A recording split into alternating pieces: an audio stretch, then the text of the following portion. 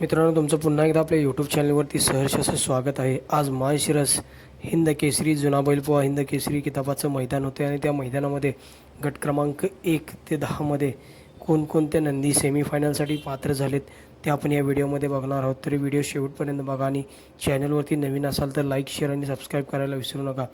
गट क्रमांक 1 मध्ये सुंदर अशी गाडी पाहिली, लारा आणि सुंदरची गाडी सेमीफायनलसाठी पात्र झाली। गट क्रमांक 1 मध्ये गट क्रमांक 2 मध्ये सुंदर अशी लढत बघायला मिळाली। सुंदर अशी गाडी पाहिली, किनीकरांचा रायबा आणि त्यासोबत ओम्या पाहिला। सुंदर अशी गाडी पाहिली, रायबा आणि ओम्याची गाडी आज गट क्रमांक 2 मध्ये सेमीफायनलसाठी पात्र झाली।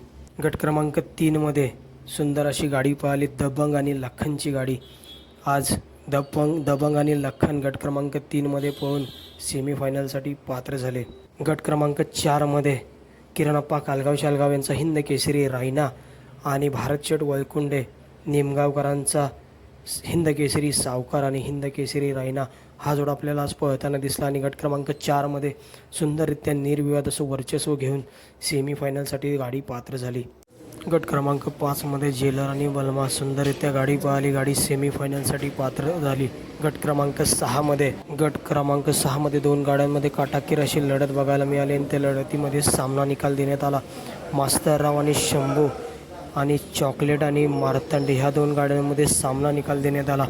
गट क्रमांक 7 मध्ये हिंद केसरी राजा आणि गोल्याबाई ही जोडी सेमीफायनलसाठी पात्र झाली। गट क्रमांक 8 मध्ये रायबा 35-35 आणि हिरा ही गाडी सुंदररित्या पाहिली आणि गाडी सेमीफायनलसाठी पात्र झाली।